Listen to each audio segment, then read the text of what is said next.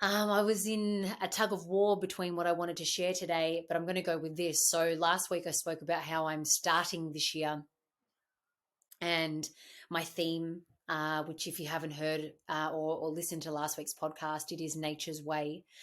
But what I want to share with you today was actually how I ended or closed 2022, which was not intentional, I must say, but you know, right people, right time, right place. All kind of came together for me toward the end of the year to have a very embodied healing experience. So I was out for dinner with a friend, and she was talking to me about this practitioner who she saw, and how he worked wonders with her and neck pain that she has had for umpteen years. And how she was skeptical, and how, she was like, this isn't going to help, this isn't going to work, this isn't going to change anything. But alas, it did. And she was sort of heading down the route of pretty significant neck surgery. So when I was listening to her speak, there was this voice, truth, intuition inside of me saying this could be good for you to see this person with regard to anxiety. And I've spoken here at length and on social media how I experience anxiety far more than what I would like to, and care to admit to. But I do admit it because I like to be honest and share the journey. Um, and one of the things that I wanted to go to this person with, and what I share with my friend, is I have like a really significant fear about being home by myself or staying home by myself, and to the point where I don't, or if I do, the stress response that goes off in my body is out of control, and I don't sleep well, and I kind of wake up in the morning going, oh wow, I wasn't killed last night, I wasn't taken advantage of, and all of those things last night. So it's almost like a surprise when I wake up, and I understand that my nervous system is on really high alert. And it makes sense if you've listened to my previous podcast, particularly my first one, Pain to Power, where I share about sexual abuse as a child. And at that time, I was asleep. I was asleep, and I was, in my little peaceful bed. And then someone comes and fucks with you, basically. So, um, I can see the link, and I'm cognizant of what is going on, but the calming down of my nervous system is quite difficult during those times. So either I'll get my brother to stay over, or I'll stay at my parents' place, or like I said, if I do stay at home, it's pretty significant lack of sleep, and I'm tired of that. I really want to let my nervous system know that I'm okay and that I'm safe. And I understand that those terrible things can happen. But, you know, since the age of 6, nothing bad like that has happened. But my nervous system is on alert, thinking, well, it can. So I'm sorry, I got to be on alert, babe. I got to be on alert. Um, and that's what I wanted to go and see this person about. And also too, right before I went to see him, I did a meditation, and I was highly anxious that morning, and I thought, fucking hell, man, like if I look at my reality is wonderful. I am doing what I love at a pace and rhythm that feels right for me and aligned to me and good to my soul. I've got an incredible community, incredible friendships, incredible family. Like I've got money in my bank account. I've got food in the fridge. I've got two stupid little dogs that I love to death. What am I anxious about? And so Steve and I were talking about it a bit, that I'm either like living too much in the future, or there's something coming up about my past. And so when I went into meditation that morning and I was just breathing, I asked the anxiety to speak to me. And I said, if you want to share something with me, share it with me. Like, what do you want to say? And it was right in my chest. And I wrote it down in my journal. And the words that I wrote down and what the anxiety was sharing was, I want to feel safe in my body again. And in my mind, I'm like, fucking hell, man. Like, you know, I've done so much work on my past and the wounds of my past. Um, but here we are again. And this is why I will always say, like, we're forever in a work in progress. And I mean it. Like, I fully mean it. We sort of can have this idea that once I do this, then I'll be healed, or then I'll be fixed, or my past won't burden me. Um, there are different times throughout our life we will reach certain stages where, yes, one aspect can be healed, but then a deeper aspect may be ready to layer up or batter up and be like, hey, can you kind of address me now? So when I went to see him, I shared with him my intention for being there, that I really wanted to have a, I really wanted my nervous system to be at ease, and not be on guard all the time. And it was quite cool. Like, there were many things that he spoke about with me, but the main thing that I really took out of it was how our experiences in the past, um, tag or neurotag the nervous system, and that tag becomes a flag, a red flag. Um, and so things that others may deem unnecessary to continue to have flagged, or the nervous system be on red alert, it believes, the mind, and then what it tags to the nervous system, it all believes, well, but we have to, and we don't have control, and we don't have control over this, and it actually is necessary. So there's sort of like two realities happening at once, where it's like, come on, Kat, like, far out, 31 years on, and you were 6 at the time, and it's now 31 years later, you're 37. Like, surely, surely, surely, like, logically, there's all the reasoning behind, like, you're safe, you're cool, you're calm, it's fine, you're still alive, and all the rest. But that tag is stuck in the past. So I went and did a session with him, and we'll continue to do sessions with him every 6 to 8 weeks. And what I really took away from that session was just how much wisdom and intelligence the body has. And I already know this because I've done kinesiology for a number of years with my kinesiologist, Elena Pilch. But I guess more and more and more, as I do more body work, even dance and movement and tantra and other things that I have tried in the past, more and more there's been a greater respect for the body's ability to heal. So throughout the session, he was basically clearing the connection between my brain and the tag and the nervous system, and then realigning my body. And he said there could be some shifts after this, and some changes in your reality. You'll just have to see how you process, but just be aware. And I was like, yep, cool, no problem. I've done plenty of healing. I'm cool with that. And then it was really interesting because the following week I had a breathwork one-on-one rebirth session with Ella Pike, the breath boss.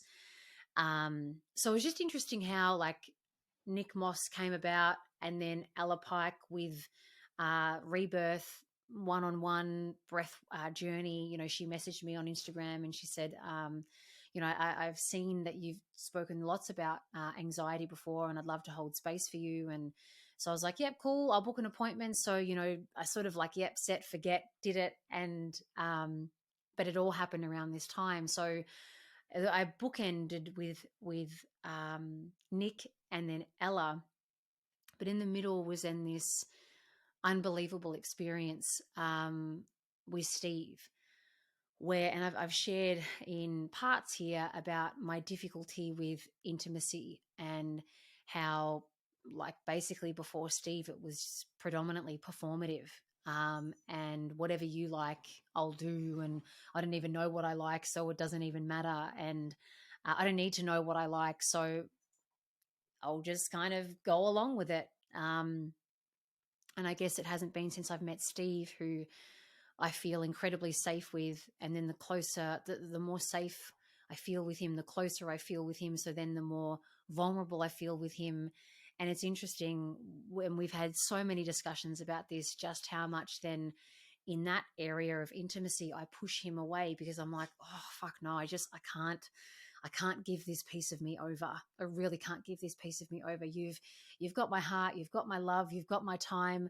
I'm here for you. I love you, but I can't give you my body. Like, I've given you too much. And if I hand this part of me over, this is the story that's in my head, then fuck, you've got all the capacity to hurt me, So I had always kept that part to myself, and therefore withheld, and would disconnect, and would be in my head but not my body. Not all the time, but certainly more often than not in my head than in my body when we've been intimate.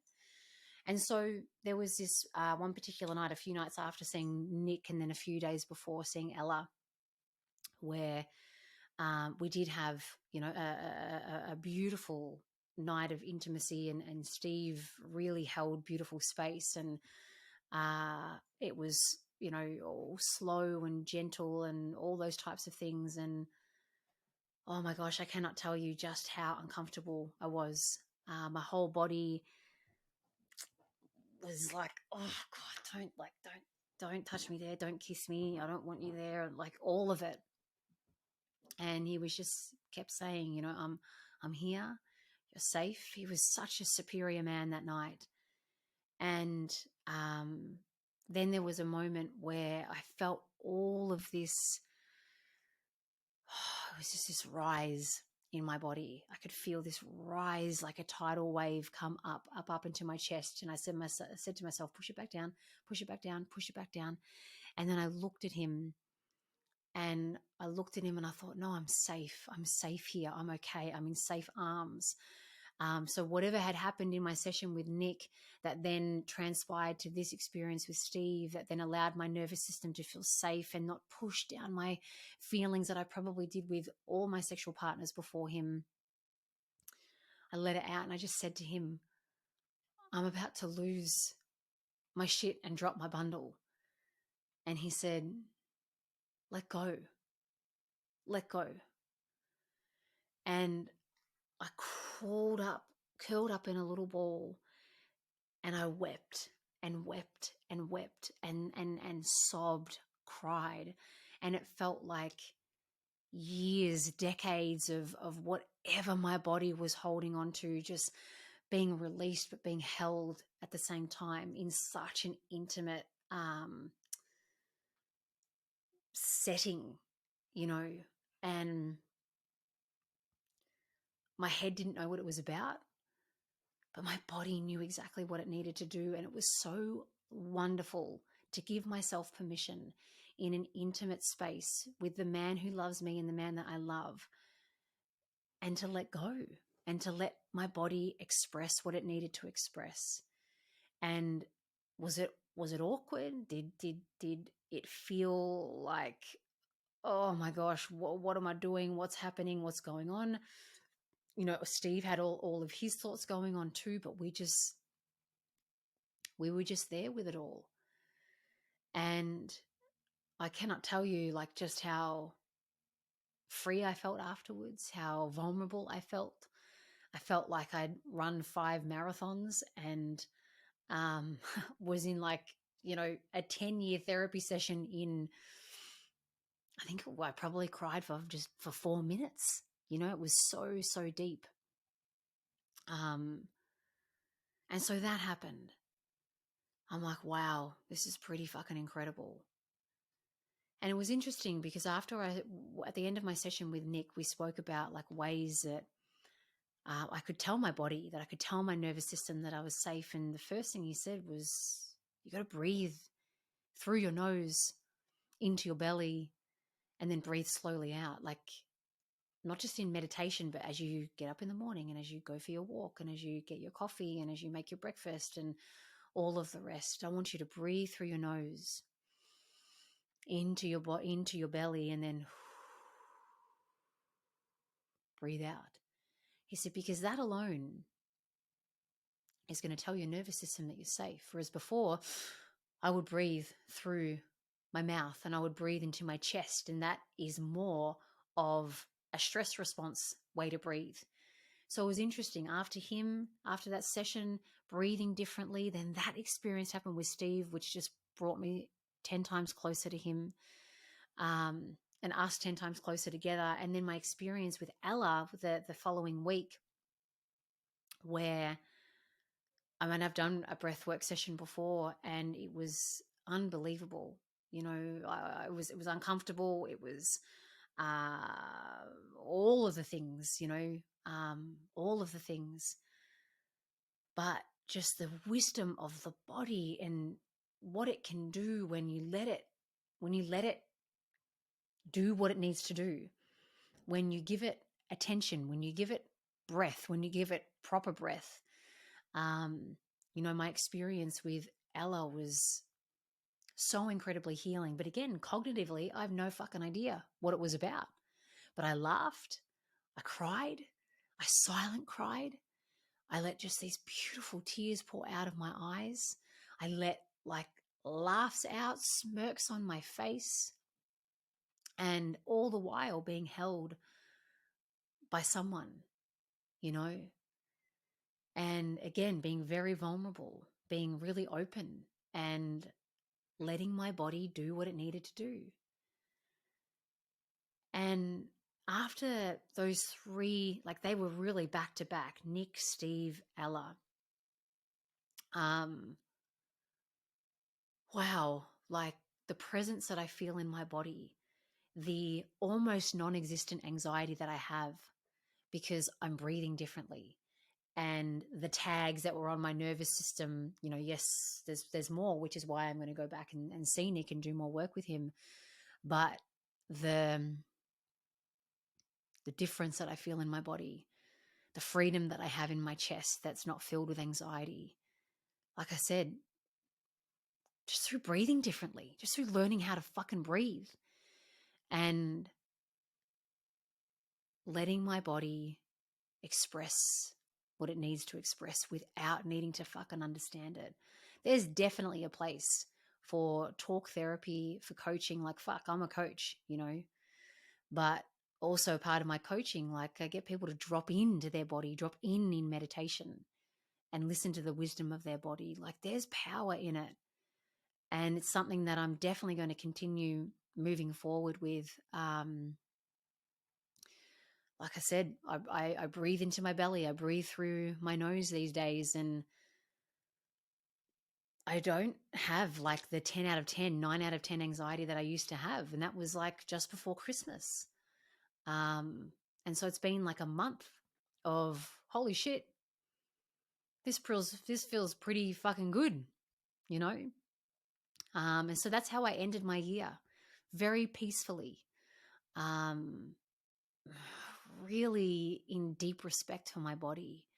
My body has been there for me through everything. My first steps, my first crawling, my first day at school, my first kiss, terrible experiences. It's been there for me when I've taken drugs and trashed it. And it's I'm still here, maybe not in the best shape, but I'm still here. And that end of year process that, like I said, wasn't even consciously created. It was magically created. Just a deeper respect for the body. And I'm not saying here that what I've been through is going to fix you or heal you or get rid of your anxiety, but I'm sharing this as an offering of my own experience and how I sort of thought, okay, well, all right, I might need to live with anxiety as it is, and I wasn't in this desperate need to fix it. But I was curious around gosh, why is it so much more intense? And I guess what I'm acknowledging is that my body is now at a place where it really does want to feel safe and it's tired of feeling anxious, and I don't need to stress breathe every day when I'm not actually stressed or when there's nothing to be stressed about. And so therefore I can live in the present and I can be in my body and I can be here and I can be with my life rather than my nervous system being in the past. So it was a very healing close of 2022, and kind of perfect that nature's way is now my theme for this year, because I think our body has its own way, nature's natural way of healing itself. And yeah, just when things like that line up, it really just, it always continues to surprise me and put me into a state of awe. But yeah, I wanted to share that with you, and maybe it inspires you to look into something for yourself. Maybe it is as simple as that. Maybe it's a bit more complex, but maybe it'll just inspire you to look at ways to let your body show you the way to heal, even though you may have had really difficult or traumatic experiences where it doesn't feel safe to be in your body. I'm sharing with you that slowly by slowly, bit by bit, that can be possible.